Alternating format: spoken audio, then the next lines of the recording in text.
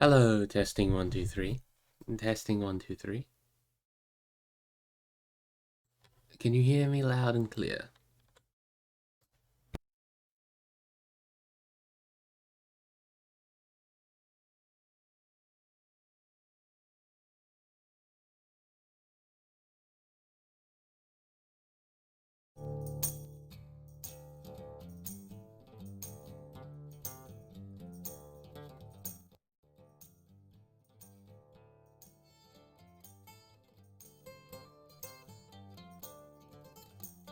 There we go. Hello, everyone.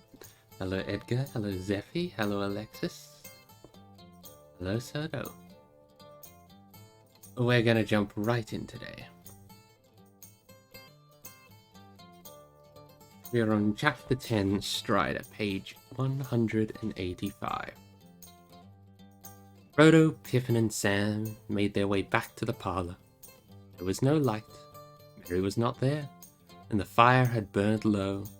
It was not until they had puffed up the embers into a blaze and thrown on a couple of faggots that they discovered Strider had come with them. There he was, sitting calmly in a chair by the door. "Hello," said Pippin. "Who are you, and what do you want?" "I am called Strider," he answered, "and though he may have forgotten it, your friend promised to have a quiet talk with me." "You said I might hear something to my advantage, I believe," said Frodo. "What have you to say?"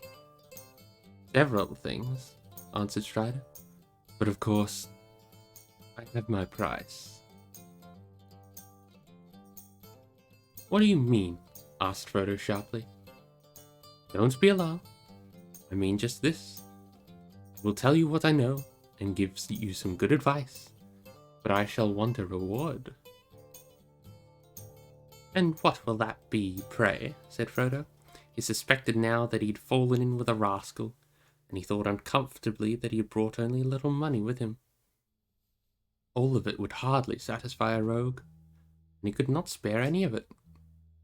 "No more than you can afford," answered Strider, with a slow smile as if he guessed Frodo's thoughts. "Just this. You must take me along with you, until I wish to leave you." "Oh, indeed," replied Frodo, surprised but not much relieved. "Even if I wanted another companion, I should not agree to any such thing until I knew a good deal more about you and your business." "Excellent!" exclaimed Strider, crossing his legs and sitting back comfortably. "You seem to be coming to your senses again, and that is all to the good. You have been much too careless so far. Very well, I will tell you what I know and leave the reward to you. You may be glad to grant it when you have heard me." "Go on then," said Frodo. "What do you know?" "Too much. Too many dark things," said Strider grimly. "But as for your business..."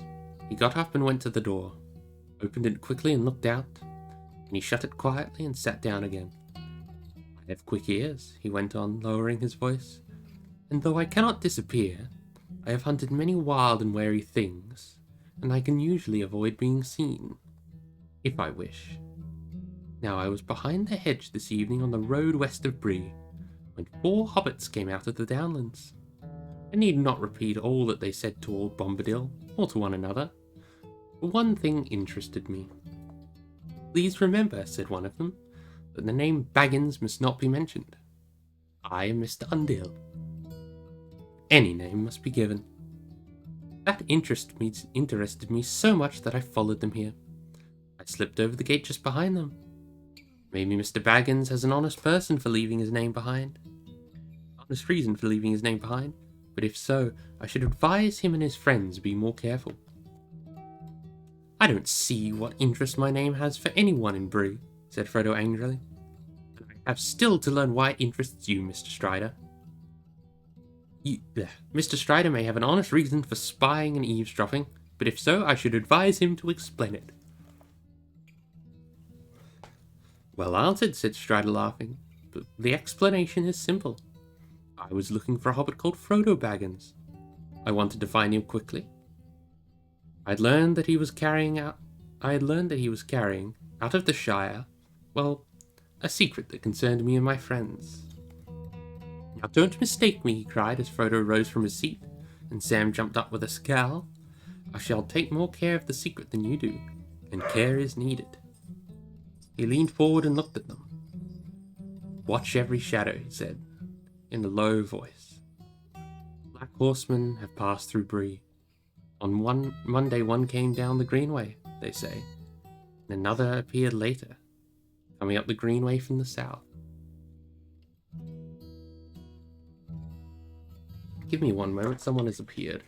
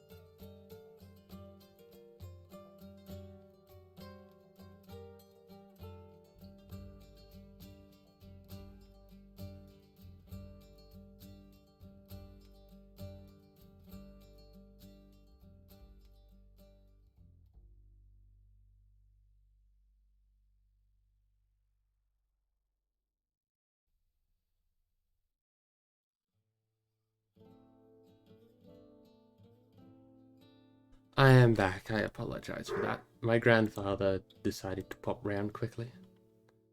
But everything is okay. And the dog is having a soak. It's alright, Lexi. I love you too. I hope you're doing well."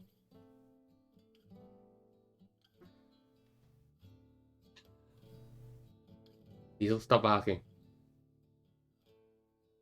He's a bit of a sook of a dog. Now, where were we? We just finished a paragraph. We just finished a paragraph.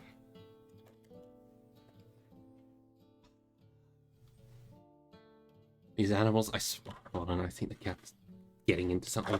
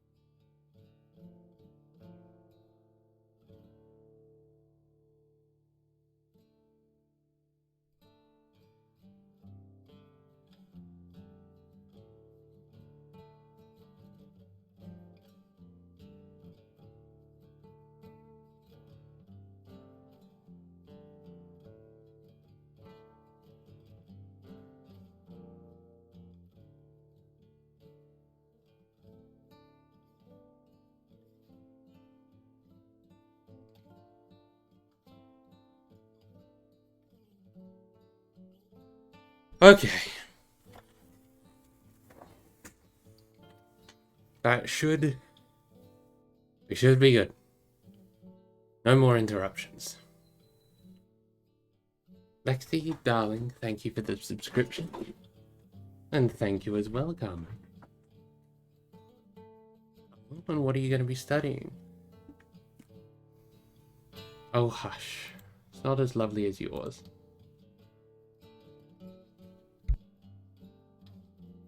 Alright. Here we go. There was a silence. At last Frodo spoke to Pippin and said, I ought to have guessed it from the way the gatekeeper greeted us, he said. And the landlord seems to have heard something. Why did he press us to join the company?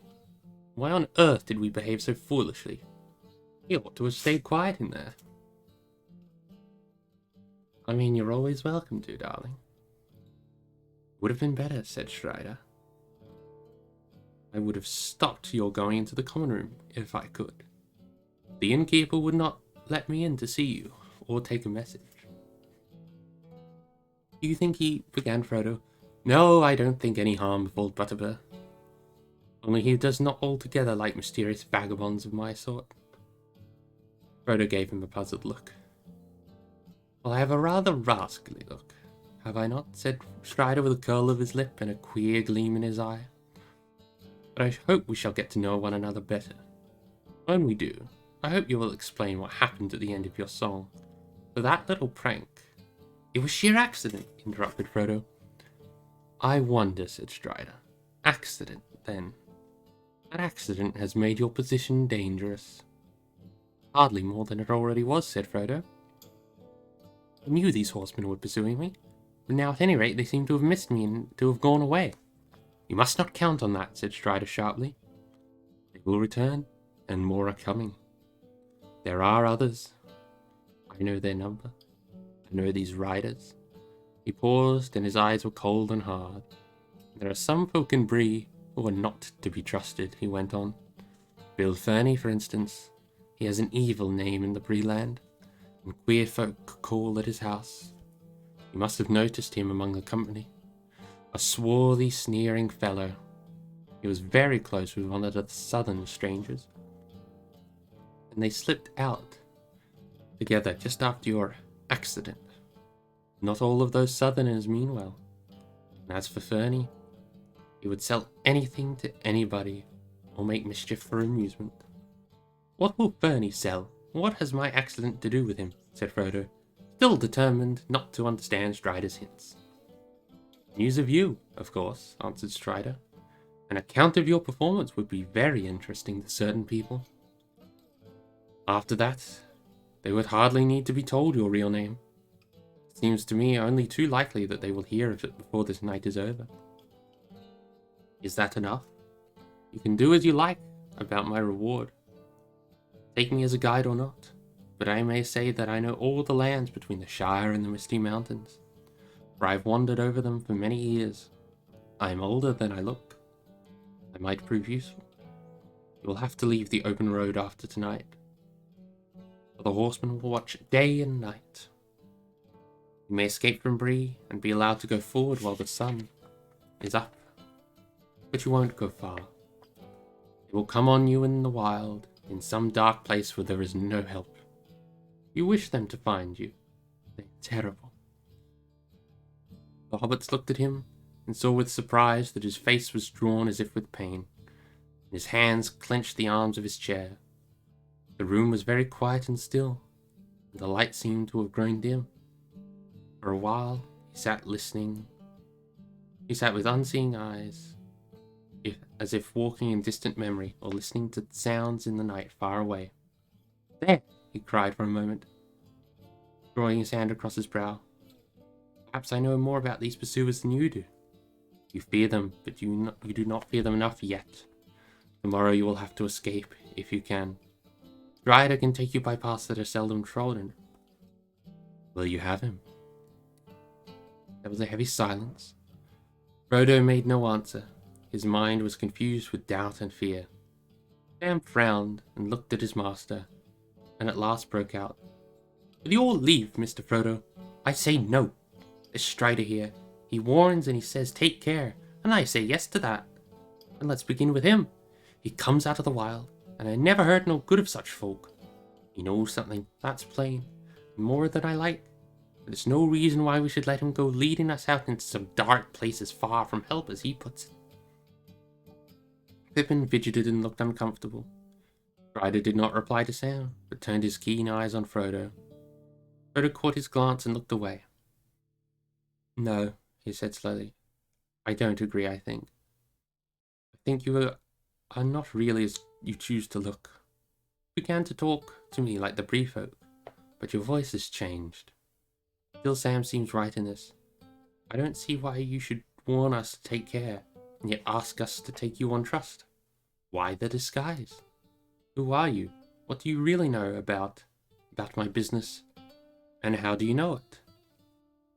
The lesson in caution has been well learned, said Strider with a grim smile.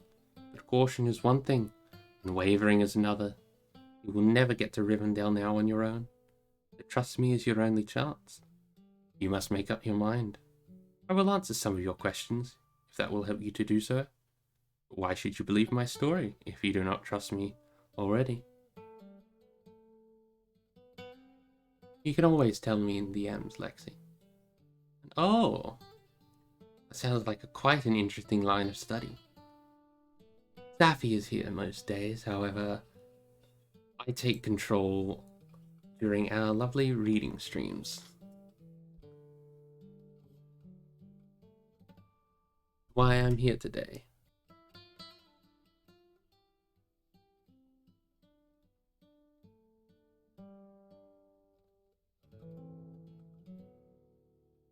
Oh. Still, here it is. After that moment, there came a knock at the door. Mr. Butterbur had arrived with candles, and behind him was a knob with cans of hot water. Strider withdrew into a dark corner. I've come to bid you good night, said the landlord, putting the candles on the table. Knob, take the water to the rooms. He came in and shut the door. It's like this, he began, hesitating and looking troubled. If I've done any harm, I'm sorry indeed, but one thing drives out another, as you'll admit, and I'm a busy man. First one thing and then another this week. I've jogged my memory, as the saying goes. And not too late, I hope.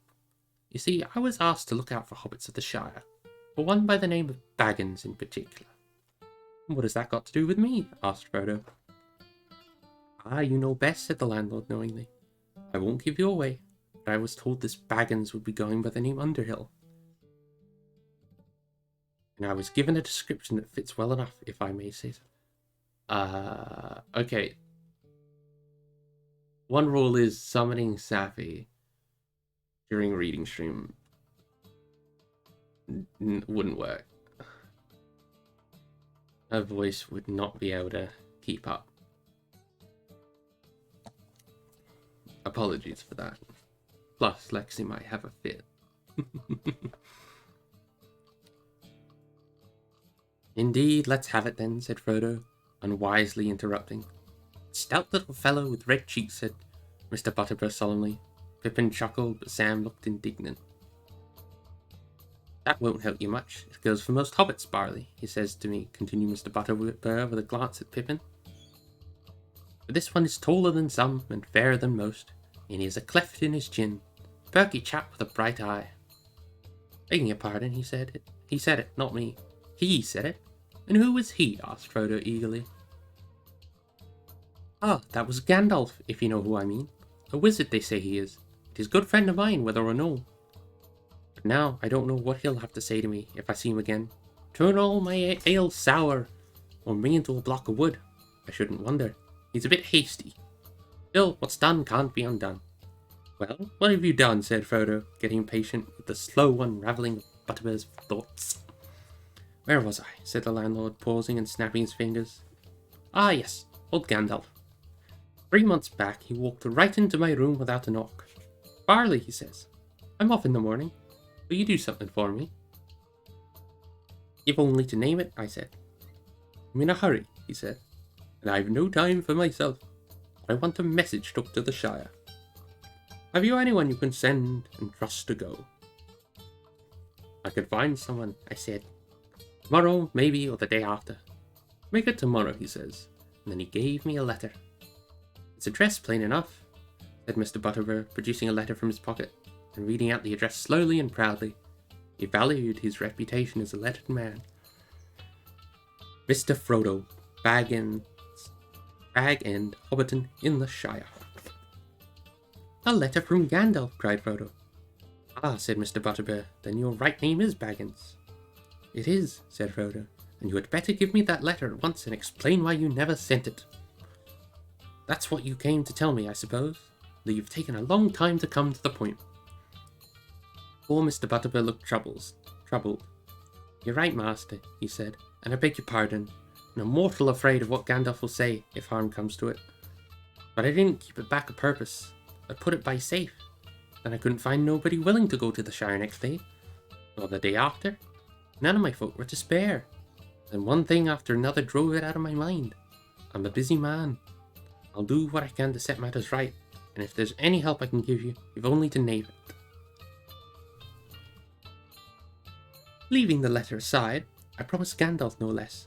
Barley, he says to me, this friend of mine from the Shire. He may be coming out this way before long. Him and another. He'll be calling himself Underhill. Mind that. You need to ask no questions. And if I'm not with him, he may be in trouble, and you may need help. Do whatever you can for him, and I'll be grateful, he says. And here you are, and trouble is not far off, seemingly. What do you mean? Asked Frodo. These black men, said the landlord, lowering his voice. They're looking for Baggins. And if they mean well, then I'm a hobbit. It was on Monday, and all the dogs were yammering, and the geese screaming. Uncanny, I called it. Nob, he came and told me that 2 black men were at the door, asking for a hobbit called Baggins. Nob's hair was all stood on end. I bid the black fellows be off, and slammed the door on them. They've been asking the same question all the way to Archit, I hear. And that Ranger Strider, he's been asking questions too. Tried to get in here to see you, before you'd had a bite or a sup, he did. He did, said Strider, suddenly coming forward into the light. And much trouble would have been saved if you had let him in, Barlaman. The landlord jumped with surprise. You, he cried, you're always popping up. What do you want now? He's here with my leave, said Frodo. He came to offer me his help. Well, you know your own business, maybe, said Mr. Butterbur, looking suspiciously at Strider. But if I was in your plight, I wouldn't take up with a ranger. Then who would you take up with? Asked Strider. A fat innkeeper who only remembers his own name because people shouted at him all day? They cannot stay in the pony forever, and they cannot go home. They have a long road before them. Will you go with them, keep the black men off? Me? Leave Bree? I wouldn't do that for any money, said Mr. Butterbur, looking really scared. But why can't you stay here quiet for a bit, Mr. Underhill? What are all these queer goings on? What are all these black men after? Where did they come from? I'd like to know.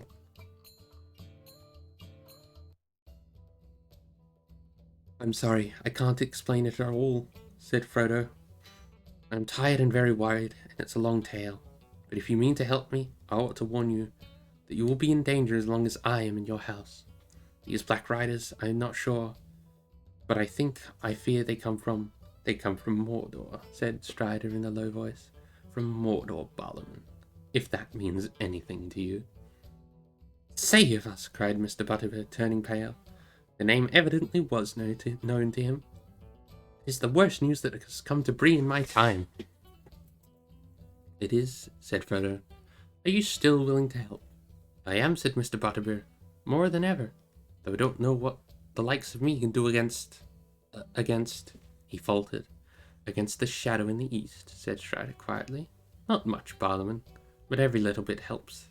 You can let Mr. Underhill stay here tonight, as Mr. Underhill, and you forget the name of Baggins till he is far away. I'll do that, said Barlaman. But they'll find out he's here without help from me, I'm afraid. The pity Mr. Baggins drew attention to himself this evening, to say no more. The story of that Mr. Bilbo's going off has been heard before tonight in Bree. Even our Nob has been doing some guessing in his slow pate. And there are others in Bree, quicker in the uptake than he is. Well, we can only hope the riders won't come back yet, said Frodo. I hope not indeed, said Butterbur. But spooks or no spooks, they won't get in the pony so easily. Don't you worry till morning. Nobble say no word, no black man shall pass my doors, while I can stand on my legs. Me and my folk will keep watch tonight, but you'd best get some sleep if you can. In any case, we must be called at dawn, said Frodo. We must get off as early as possible. Breakfast at 6:30, please. Right, I'll see to the orders, said the landlord. Good night, Mr. Baggett, Underhill, I should say. Good night. Now bless me, where's your Mr. Brandybuck? I don't know, said Frodo with sudden anxiety. They had forgotten all about Merry, and it was getting late. I'm afraid he is out. He said something about going for a breath of air. Well, you do want looking after, no mistake. Your party might be on a holiday, said Butterbur. I must go and bar the doors quick, but I see your friend's let in when he comes. I'd better send Nob to look for him. Good night to you all. At last Mr. Butterbur went out, with another doubtful look at Strider and a shake of his head. His footsteps retreated down the passage.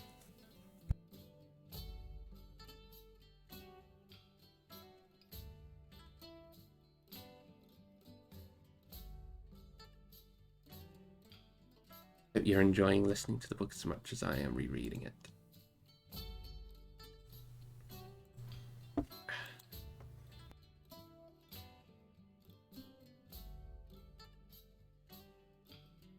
Give me one moment.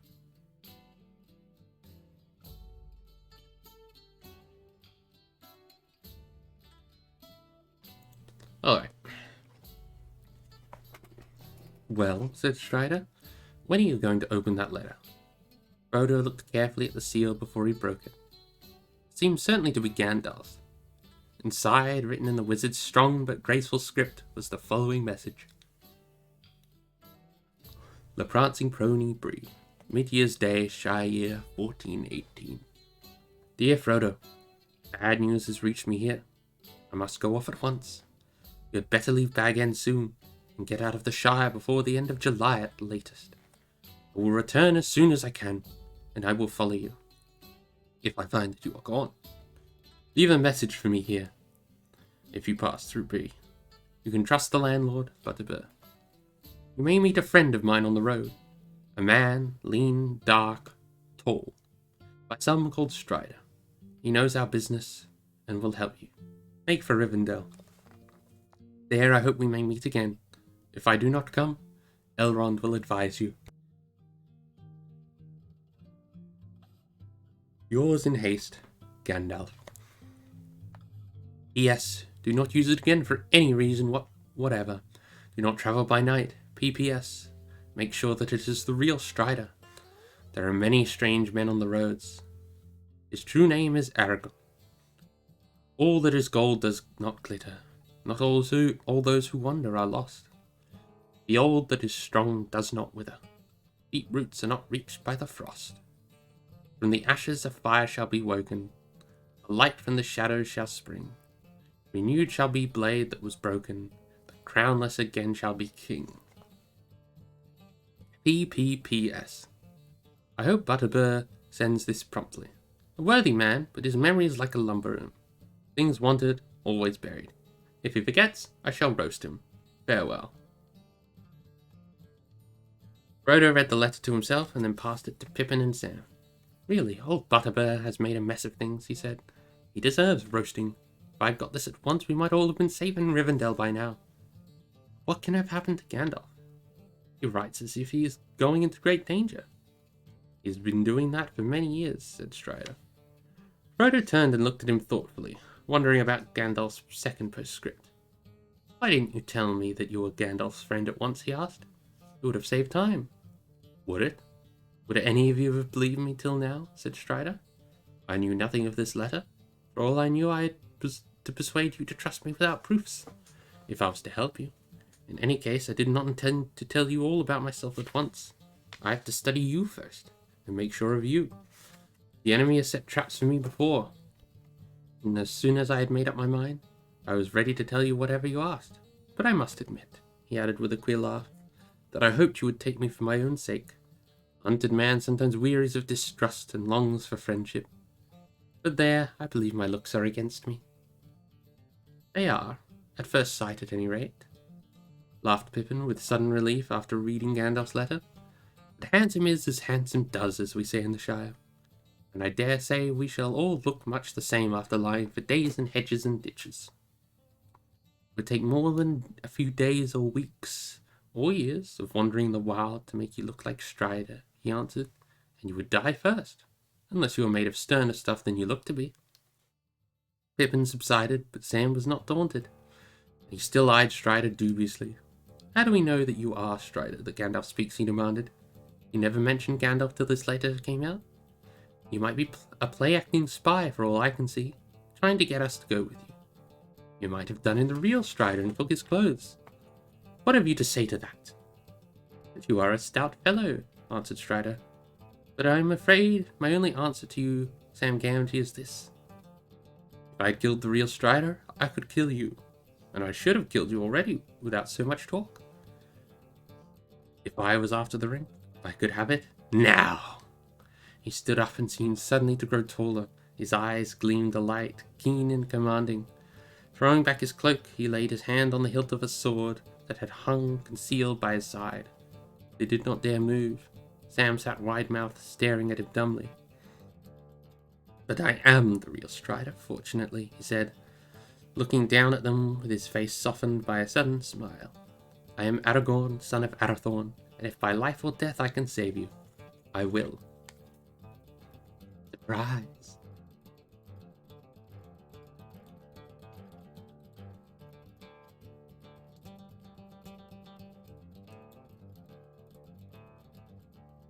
Could have ended really quickly if it wasn't real Strider. Time to use that as my work signature for 12 months. True. Also, hi, Haggardy. I just realized I didn't say hello to you. There was a long silence. At last, Frodo spoke with hesitation. I believed you were a friend before the letter came, he said. Or at least, I wish to. You have frightened me several times tonight, but never in the way that servants of the enemy would. So I imagine. I think one of his spies will seem fairer and feel fouler, if you understand. I see, laughed Strider. I look foul and feel fair, is that it? All that is gold does not glitter. Not all those who wander are lost. Did the verses apply to you, then? Asked Frodo. I could not make out what they were about. But how did you know that they were in Gandalf's letter if you have never seen it? I did not, he answered, but I am Aragorn, and those verses go with that name. He drew out his sword, and they saw that the blade was indeed broken a foot below the hilt. Not much use is it, Sam, said Strider. The time is near when it shall be reforged anew. Sam said nothing. Well, said Strider, with Sam's permission we will call that settled. Strider shall be your guide. We shall have a rough road tomorrow, even if we are allowed to leave Bree unhindered. We can hardly hope now to leave it unnoticed. But I shall try to get lost as soon as possible. I know one or two ways out of Breeland other than the main road. If once we shake off pursuit, I shall make for Weathertop. Weathertop? Said Sam. What's that? It is a hill, just to the north of the road. About halfway from here to Rivendell. It commands a wide view all round. And there we shall have a chance to look about us. Gandalf will make for that point if he follows us. After Weathertop our journey will become more difficult. And we shall have to choose between various dangers. When did you last see Gandalf? Asked Frodo. Do you know where he is, or what he is doing?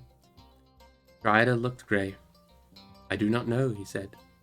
I came west with him in the spring. I have often kept watch on the borders of the Shire in the last few years, when he was busy elsewhere. He seldom left it unguarded. We met on the 1st of May, at Sandford down the Brandywine. He told me that his business with you had gone well, and that you would be starting for Rivendell in the last week of September.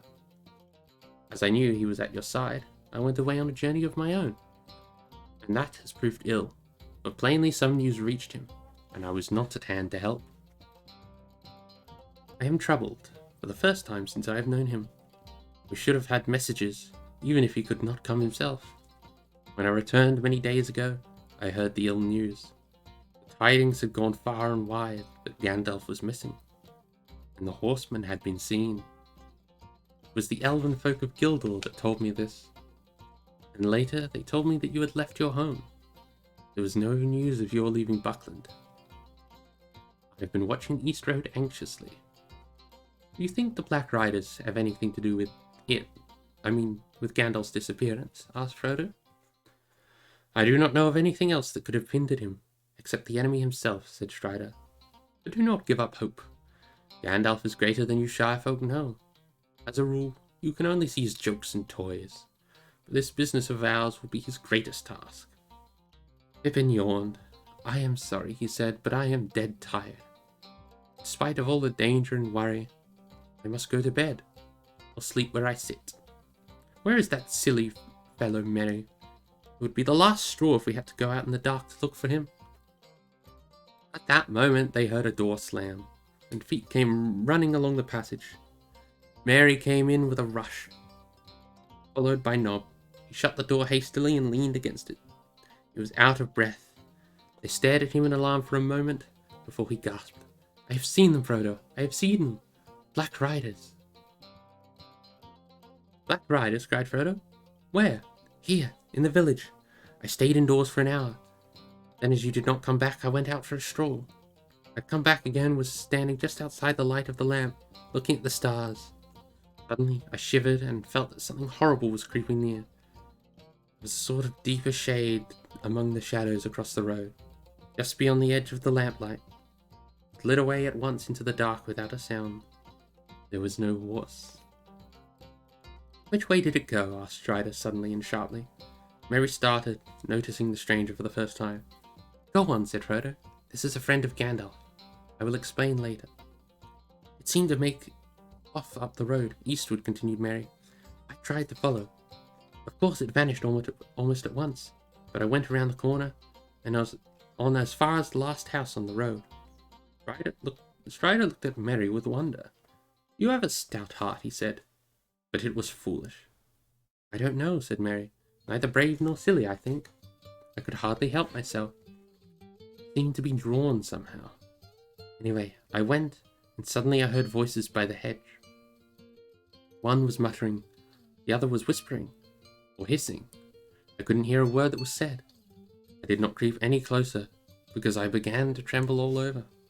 Then I felt terrified, and I turned back, and was just going to bolt home, and something came behind me, and I fell over. I found him, sir, put in Nob. Mr. Butterbur sent me out with a lantern. I went down to the west gate, then back up towards the south gate, just nigh Bill Ferny's house. I thought I could see something in the road. I couldn't swear to it. It looked to me as if two men were stooping over something, lifting it. I gave them a shout. When I got to the spot, there were no signs of them, and only Mr. Brandybuck lying by the roadside. He seemed to be asleep. I thought I had fallen into deep water, he says to me, when I shook him.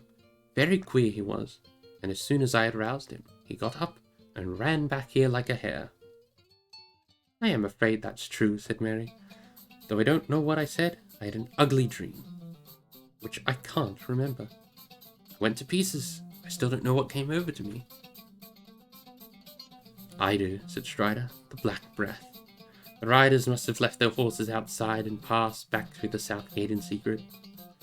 They will know all the news for now, for they have visited Bill Ferny, and probably that southerner was a spy as well. Something may happen in the night before we leave Bree. What will happen? Said Mary. Will they attack the inn? No, I think not, said Strider. They are not all here yet, and in any case, that is not their way. In dark and loneliness, they are strongest. They will not openly attack a house. There are lights and many people. Not until they are desperate. Not while all leagues of Eriador still lie before us. But their power is in terror, and already some in Bree are in their clutch. They will drive these wretches to some evil work, Bernie and some of the strangers, and maybe the gatekeeper too. They had words with Harry at Westgate on Monday. I was watching them. He was white and shaking when they left him. He seemed to have enemies all around, said Frodo. What are we to do? Stay here and do not go to your rooms. They are sure to have found out which those are. The Hobbit rooms have windows looking north and close to the ground. We will all remain together. bar this window and the door. First, Nob and I will fetch your luggage. While Strider was gone, Frodo gave Merry a rapid account of all that had happened since supper. Merry was still reading and pondering Gandalf's letter when Strider and Nob returned. "Look, masters," said Nob. "I've roughed up the clothes and put in a bolster down the middle of each bed, and I made a nice imitation of your head, with a brown woolen mat, Mr. Underhill, sir," he said with a grin. Pippin laughed. "Very lifelike," he said. "But what will happen when they have penetrated the disguise?" "We shall see," said Strider. "Let's hope to hold the fort till morning." "Good night to you," said Nob, and went off to take his part in the watch on the doors. Their bags and gear they piled on the parlour floor. They pushed a low chair against the door and shut the window. Peering out, Frodo saw the night was still clear. The sickle was swinging bright above the shoulders of Bree Hill. He then closed and barred the heavy inside shutters, drew the curtains together. Strider built up the fire and blew out all the candles. The hobbits lay down on their blankets with their feet towards the hearth. Strider settled himself in the chair against the door. He talked for a while. They talked for a little, but Merry still had several questions to ask. "Jumped over the moon," chuckled Merry as he rolled himself in his blanket. "Very ridiculous of you, Frodo, but I wish I had been there to see. Worthies of Bree will be discussing it 100 years hence." "I hope so," said Strider. And they all fell asleep. Then they all fell silent, and one by one the hobbits dropped off to sleep. That was chapter 10. That's true. Talking with someone is acknowledgement without preamble.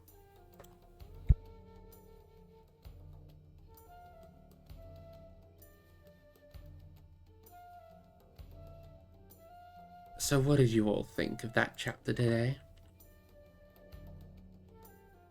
Please do tell me if I was reading a bit fast. I felt a bit speedy, but I don't know if that's just my imagination.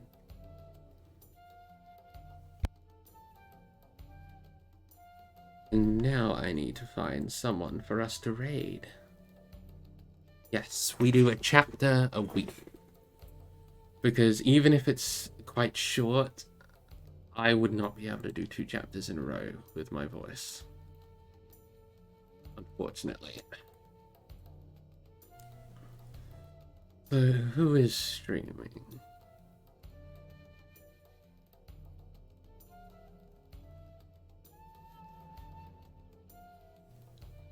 Hay is still streaming. We shall go to Bluebird Hay.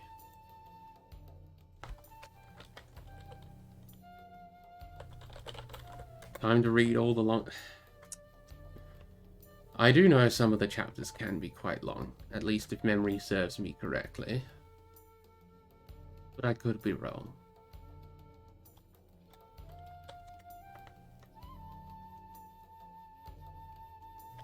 But you never know. I will disappear now, and I wish you all well for the rest of your day. Goodbye.